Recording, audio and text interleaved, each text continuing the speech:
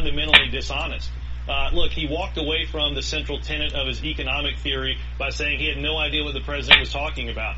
10 minutes after the debate, even his own staff is walking back his answers on health care and pre-existing conditions. So, look, I don't want to take anything away from what I think, again, was a masterful performance by Governor Romney, but I don't think Governor Romney's positions have changed, and fundamentally I don't think the campaign has changed. But, Robert, what happened to the president on Wednesday? Now, you've seen all the reviews. I'm sure the president has seen the reviews by now as well. The basic line is the president didn't show up on Wednesday night. And I just want to know, when did he know he was beat? Well, look, George, I think the president understood that he hadn't performed up to his own expectations pretty quickly after he got off the stage that night. But look, George, I think what's interesting is not I think it's who showed up on the Republican side. A clone that looked a lot like Mitt Romney that had walked away from fundamentally every position that he'd taken.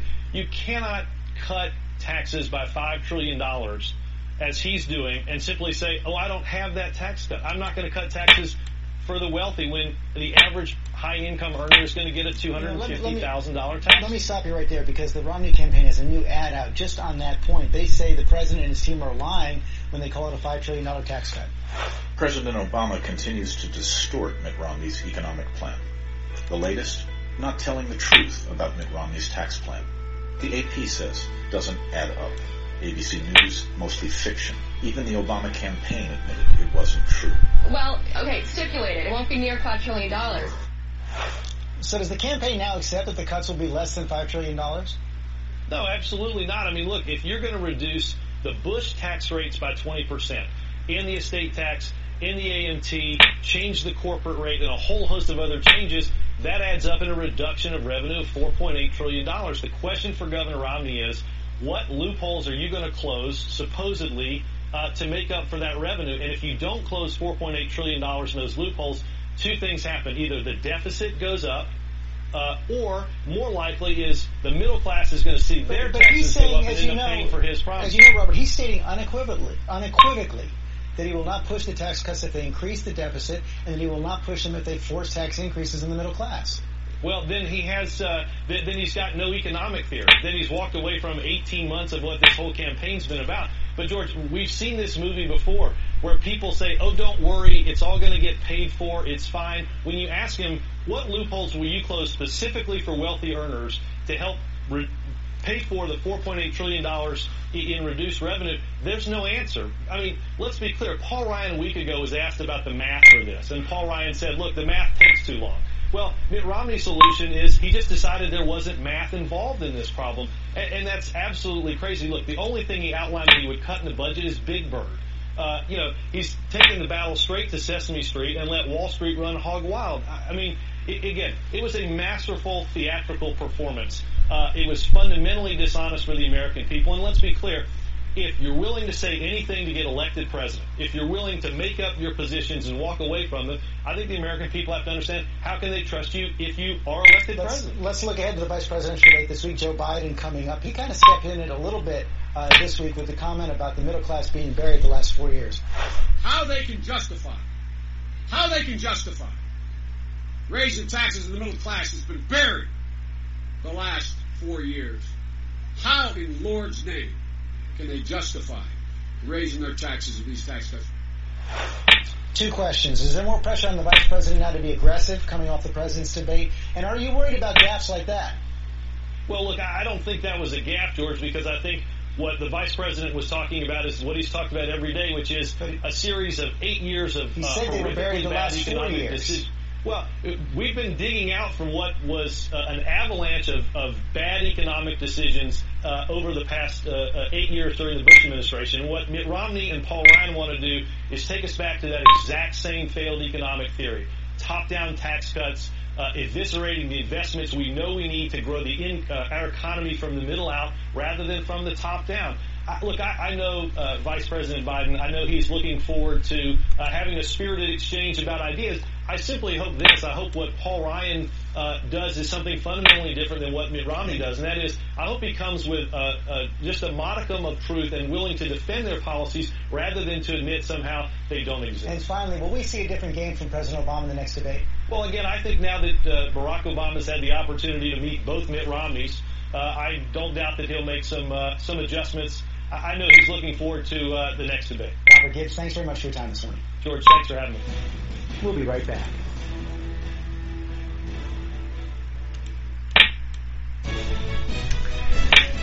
Welcome back to This Week. I'm George Stephanopoulos. Let's hear from the Romney camp right now. Ed Gillespie joining us this morning. Ed, thanks for getting up this morning. You heard Robert right there. Masterful, theatrical, fundamentally dishonest. I guess his basic point now about Governor Romney and his tax plan is either that he's not telling the truth about the scale of the tax plan or abandoning his economic theory. Which one is it? Well, the problem they have is that the debate performance on Wednesday evening was not a matter of style, it was a matter of substance. And Governor Romney laid out a plan for turning this economy around, getting things moving again. He had a fact-based critique of President Obama's failed policies that the president was unable to respond to. And today and since then, the Obama campaign, they remind me a little bit of a 7-year-old losing a checker game, and then instead of being frustrated with the outcome, they sweep the board off the table. The fact is that if President Obama is reelected, as Governor Romney pointed out, we're going to have continued chronically high unemployment. We're going to have continued massive debt instead of moving toward a balanced budget. We've had this week the $4 trillion deficit under this president. Healthcare premiums are going to continue to rise. Up to 20 million Americans will lose their employer-based health insurance under Obamacare, and they'll raise $716 billion from Medicare. Governor Romney has a different approach that will move this country in the right direction, and that's what they're frustrated about, George. Let's talk about that approach. Let's get to the bottom of this $5 trillion disagreement. Governor Romney is now saying he will not increase the deficit with his tax cuts. He is saying he will not increase taxes on the middle class. So is he saying that if he cannot come up with enough loopholes and deductions, closing of deductions, to pay for the tax cuts, which amount to about $5 trillion, that he will scale them back? What he has said, George, is that he is going to cut tax rates across the board by 20% and offset those cuts with eliminating deductions and loopholes for the upper income families, protecting them for middle class families. You can pay for it. There are 6 studies that say that you can do that. You can broaden the base and lower the rates. That would foster economic growth. And we've done that in the past. There's one study that says that you can't, that uses the word assume or assumption 68 times by a liberal think tank, and that's what Gibbs and others point to. Let me just pin you down on the fallout. If it does turn out that the deductions do not make up for the cost of the tax cuts, does Governor Romney say that he will scale back the tax cuts? Here's what he has said is that it's going to be, he's not going to increase the deficit in bringing down the rates and broadening so the base. He will scale back the tax cuts. We saw that done, by the way, as you know, when Tip O'Neill was the Speaker of the House and Ronald Reagan was the President of the United States, and they worked together on a very important and significant tax reform. We believe that it's time for that again, and that you can do that working across the aisle. Obviously, Governor Romney, if he becomes president, would hope to have Republican majorities in the House and the Senate, but you would have to work across the aisle, and we believe it can be done, and there are 6 studies that show that you can. But the promise then that takes precedence, because I do want to move on, is the one about not increasing the deficit. You also heard Robert Gibbs there talk about Big Bird and the targeting of Big Bird by Governor Romney. You know, coming out of that, PBS cited polls showing that it's the most trusted public institution, and it only takes about 1/100th of 1% of the federal budget. You're not seeing Big Bird show up at Mitt Romney rallies. Was it a mistake to target him? George, it wasn't a targeting. It was just pointing to one example. As you know, Governor Romney would move us toward a balanced budget with a 5% cut in non-security discretionary spending, and he would eliminate a number of programs and consolidate a number of others. I think with Jim Lehrer there from PBS, he made the point in a joking reference, but it's an important point. Look, if you have to borrow money from China to pay for these programs, is it worth it? That's the test that should be applied. We're going to impose this debt on future generations. And Big Bird, I can tell you, as the father of 3 children, grown now, but any father who's gone to a toy store knows that Big Bird is a pretty commercially successful entity, and whether or not we should be subsidizing it, and you can cite, it's not that big a percentage of the budget. That's true, but every penny that you get and raise as a potential cut seems to be sacred with this administration, and you can't cut it. And they demagogue it. And I think the American people understand this is a big election and a big choice. Let's talk. And you have to make some tough decisions, and you have to find some things where it's not worth borrowing money and imposing debt on future generations. Big Bird would be pretty successful, I suspect, without a government federal subsidy and all that debt. Let's talk about Friday's jobs numbers. It raised some suspicions among Governor Romney's allies on Friday morning. Jack Welch, the former chairman of GE, put out a tweet saying, unbelievable jobs numbers. These Chicago guys will do anything. Can't debate, so change numbers. Steve Forbes follows up and says, Welch is right. Does Governor Romney put any stock in those theories? Does he have any suspicions at all about the BLS numbers? George, the numbers themselves are very damning. When you look at it, we had fewer jobs created in September than were created in August, fewer jobs created in August than were created in July. Our unemployment rate has come down because since President Obama took office, for every new job created, more than 6 workers have left the labor force. If labor force participation was what it was when the president took office, unemployment would be around 10.7%. These jobs that were added in September were largely part-time jobs. So we still have 23 million Americans. That number has not changed at all, who are either unemployed or out of work entirely, or are underemployed, working, or out of the workforce entirely, or are underemployed, working part-time instead of full-time, or not in a job commensurate with their skills. Half of the college students coming out of, with degrees today are unable to find a job. This economy is not doing well, and the fact that you have a White House celebrating an unemployment rate of 7.8% with 23 million Americans out of work or unemployed or underemployed tells you a lot about the failure of this administration's policies, George. Final question, bottom line, did Governor Romney do what he needed to do on Wednesday to take control of this race? Well, I think there was certainly a shift in the dynamic. People saw the real Mitt Romney. I think that's why you saw the reviews. I know, George, that you thought it was a tie, but most other objective observers felt that Governor Romney did do a very good job of making the case for his policies, and that President Obama was unable to defend his past policies nor put forward a vision for future policies in the way Governor Romney did. But the most important thing is nearly 70 million Americans saw the real Mitt Romney, not what they've been seeing in 30-second attack ads or in 12-second snippets on the evening news. They got to see and take a measure of him, and I think they saw someone not only who could be president by virtue of his experience in being a leader with being able to reach across the aisle as governor of Massachusetts, but someone who has a plan to get this economy moving again, which the president clearly does not. Actually, that's not what I said. You ought to take a look at the whole quote, but thanks a lot for coming in this morning. You bet. Now at the roundtable, we are joined by Peggy Noonan of the Wall Street Journal, Nobel Prize-winning economist Paul Krugman of the New York Times, ABC's John Carl, and my favorite political hot couple, Mary Knightley and James Carville. And Peggy, let me begin with you. I want to focus on the debate right now. You could not have been tougher on President Obama's performance in your column yesterday. Yeah, I thought the president barely showed. I thought the New Yorker cover, the now famous New Yorker cover in which they had a candidate, Romney, at a podium looking at the empty chair where Mr. Obama would have been, captured it all. I am very curious about what the heck happened. Was it a strategic mistake on the part of the Obama campaign to play it a certain way and it didn't work? Or were there other factors involved? To me, it is a mystery and one of those delicious things that'll probably be answered in the big books about 2012. But yes, the president was bad and Romney was good. Yeah. This is classic Obama.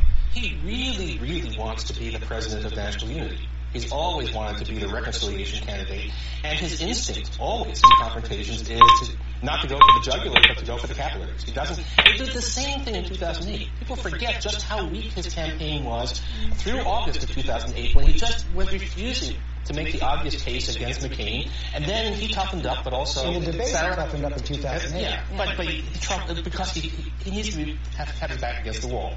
But this was classic. This was him. This was the real Obama who does not want it. He really wants to be a president of the whole nation, and he somehow has a hard time wrapping his mind around necessity to take a tougher line. Well, I said on CNN, I said I didn't want to come to this conclusion, but sitting there watching, I had to come to it. He just didn't want to be there. So it wasn't strategy. I don't think it was. And, we're going to know the next debate. I mean, he's either got to be different or he's going to, it's going to be pretty bad. But it just looked like to me he really didn't want to be there. His mind wasn't on it. He didn't want to engage. I hope, knock on wood, we're going to see a different President Obama at Hofstra here. How could a president feel that way? I don't want to be there during a debate. Reagan got lost on the Pacific Coast. I don't know. The answer is I don't know, but that was the impression that I got. With President Obama going into that debate, winning ahead in every single battleground state. I mean, he looked to me like a guy that was running out the clock. He was ahead. Obviously, there was a strategic decision not to bring up Bain Capital, not to bring up the 47%. We have to take a quick break right now. A lot more Ron Ditto come, including previewing the VP debate. Last time it inspired Saturday Night Live. With Barack Obama, you're going to be paying higher taxes, but not with me and my fellow Maverick. We are not afraid to get Mavericky in there and ruffle feathers and not got to allow that. And also to the great Ronald Reagan. And later, this week's other big debate. American foreign policy is going to go into the Middle East and try to buy friends. Does that ever work? Yeah, we can buy friends. I bought it. Bill O'Reilly live in our No Spin Zone.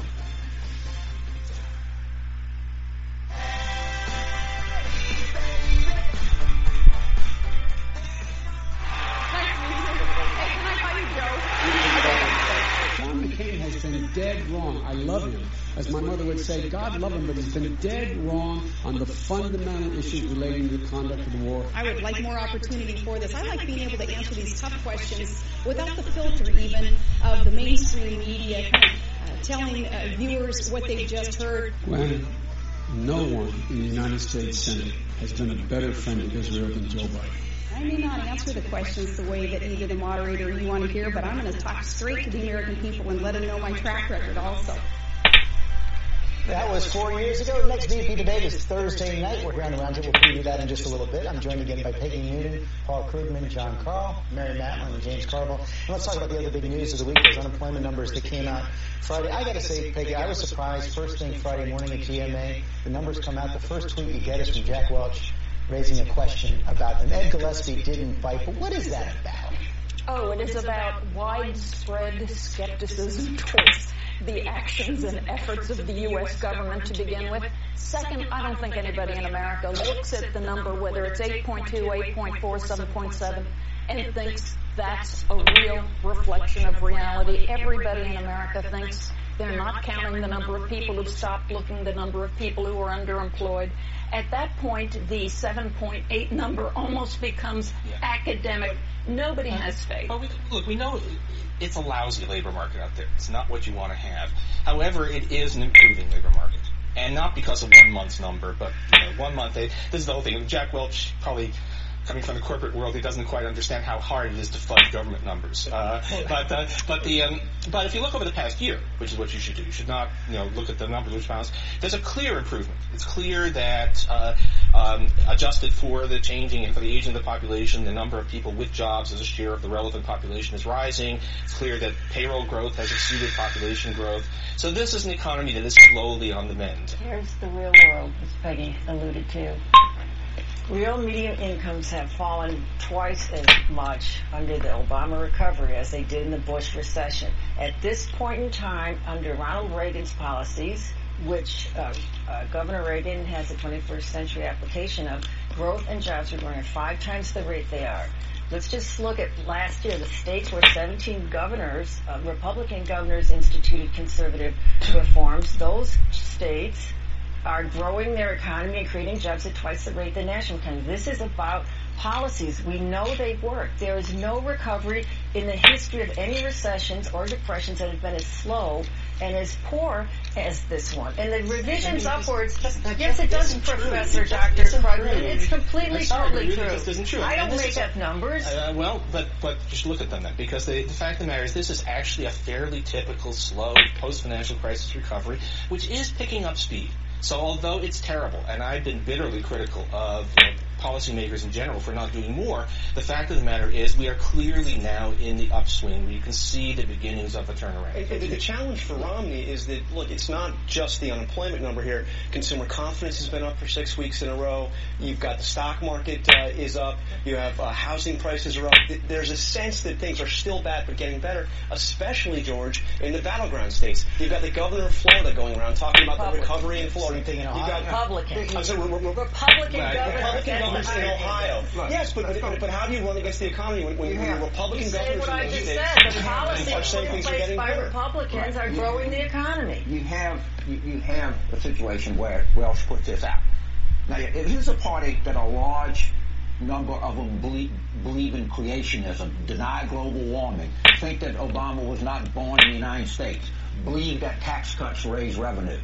So it's not surprising that they're going to believe. It's not surprising they're going to believe somehow or another to BLS. This is economic birtherism that they do. That's what it is. You have to keep your eyes just for a second on the fundamentals. One of the reasons people don't think things are getting better economically is not only because they have eyes, but because they know our fundamentals are bad. The spending is terrible. The tax structure isn't competitive. They're looking down the road and seeing the president hasn't moved and his party hasn't moved to make this any better. They're thinking maybe change would be a good job in order to get But that's not the imaginary public you're talking about there. I mean, polls actually show that the economy is now dead even. Despite the lousy absolute state of the economy, people think that Obama is as good. I do that spending continues to be huge, that our tax system isn't competitive, and everybody out there worries about that. Oh the my truth God. about it is people optimism about the economy is increasing a little bit. That's right. I've got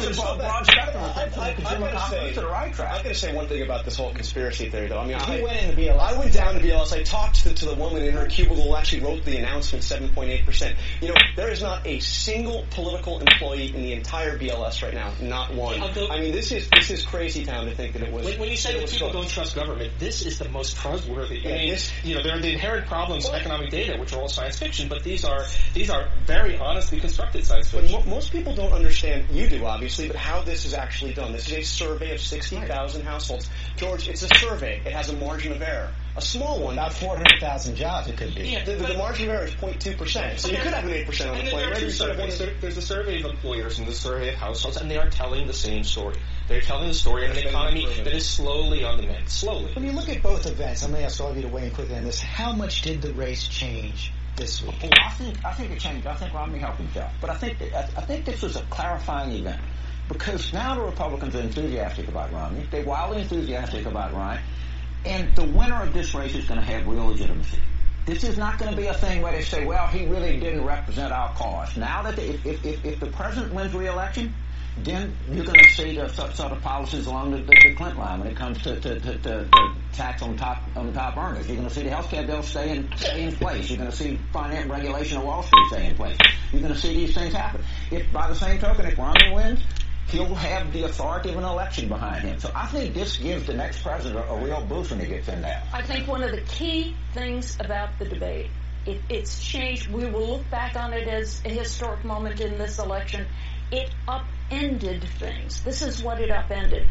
Barack Obama was supposed to be the sort of moderate, centrist fellow who looked at Mitt Romney, this extreme, strange fellow. By the time that debate was over, Mitt Romney seemed a completely moderate, centrist figure who showed up as Mitt Romney the governor, not as Mitt Romney the candidate. Except that everything he used to claim his centrism wasn't true. So this is a question, does that start to take its toll on over the next few months? I just think that is unjust. I mean, to say the very least. My plan covers pre-existing conditions when it doesn't, and when your own campaign has admitted in the past that it doesn't.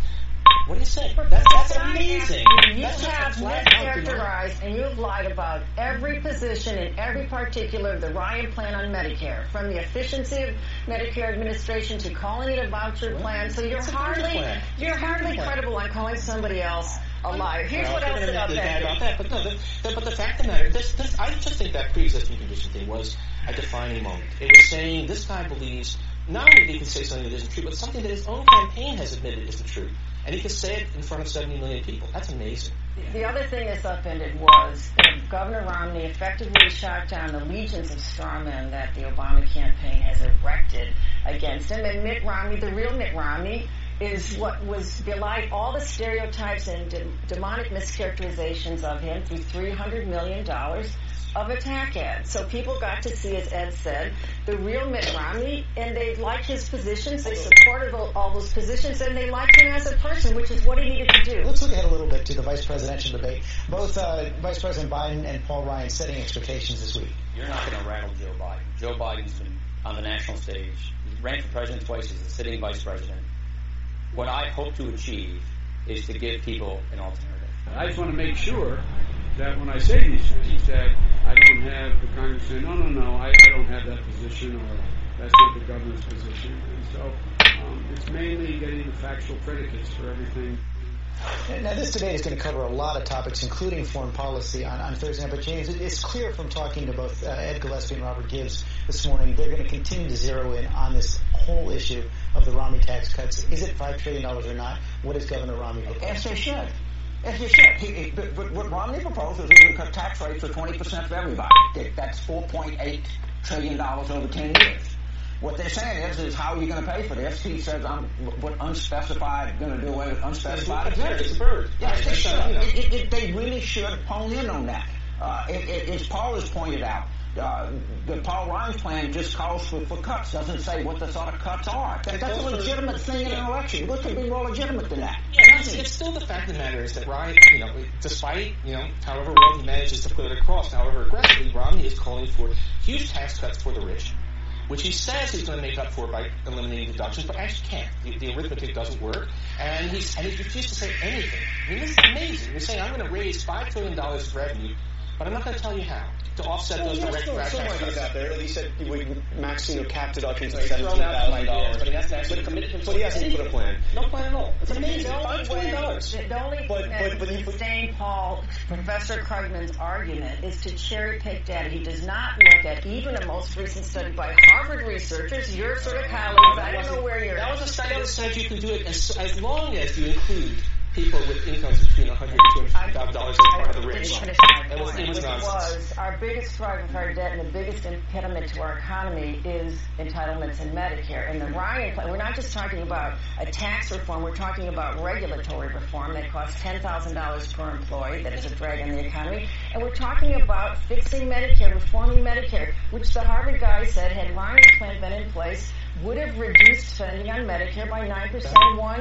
year. The issue here is that Romney has not put any of the details out. I mean that is true. He's thrown some ideas. He said he's going to balance the budget in 7 to 10 years while doing tax reform, while increasing defense spending, not touching Medicare. I mean, a lot of things that don't add up. But because Romney has not given the details, doesn't give the president the right to make them up for him. I mean, he is not going to have a $5 trillion net tax cut. But that's not his plan.